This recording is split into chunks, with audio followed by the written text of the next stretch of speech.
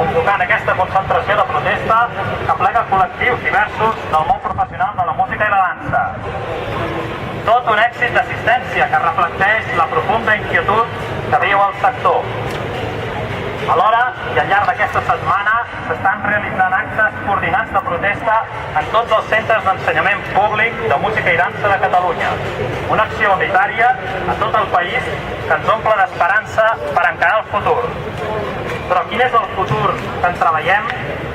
Un de vent negre per la cultura en general i en particular pels ensenyaments públics de la música i la dansa. Després que en el darrer any el cofinançament de la Generalitat a la xarxa d'escoles municipals de música i dansa s'hagi retallat fins a límits insostenibles. El mes de juliol de l'any passat ja vam tenir coneixement d'una primera retallada del 23% d'aquesta aportació, per la qual la comunitat educativa, a proposta de l'Associació Catalana d'Escoles de Música, ja va expressar la seva disconformitat. Però el passat 18 de maig, la consellera d'Ensenyament va anunciar que per aquest curs que estem acabant, la retallada passava a ser d'un 62%. I el que és pitjor,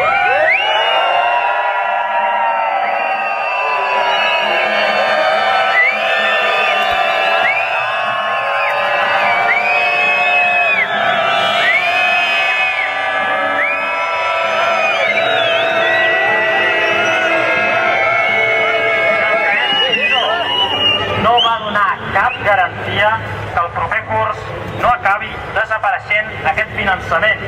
Per tant, ja no estarem parlant de retallar, sinó d'eliminar. Ajuntaments i famílies volen continuar salvant la xarxa d'escoles de música i dansa públiques, però tot i els enormes esforços que s'estan fent, les conseqüències de les retallades del govern de la Generalitat estan sent dramàtiques, amb tancaments de centres, acomiadaments, augments de ràtios, increments d'hores lectives i d'altres que van en detriment de la qualitat de l'ensenyament. És tot un model el que està en joc. Un model d'ensenyament públic artístic, encara amb moltes mancances, però que en els últims anys ha demostrat ser un pilar molt important per la cohesió social al nostre país. No volem deixar de recordar que la Generalitat està incomplint el conveni signat amb les entitats municipalistes i que en darrera instància les competències en educació en el nostre país li corresponen. Exigim des d'aquí que les assumeixi.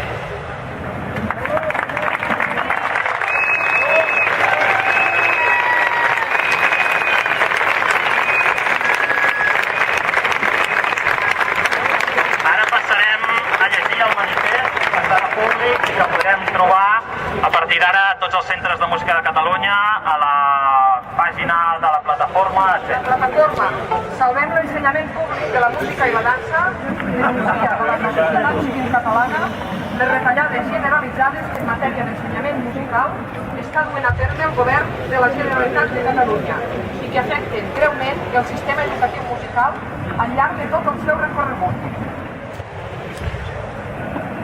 L'incompliment de les obligacions de cofinançament per part de la Generalitat que ha reduït fins ara la seva aportació en un 62%, ha posat en risc seriós la xarxa d'escoles municipals de música i dansa de Catalunya.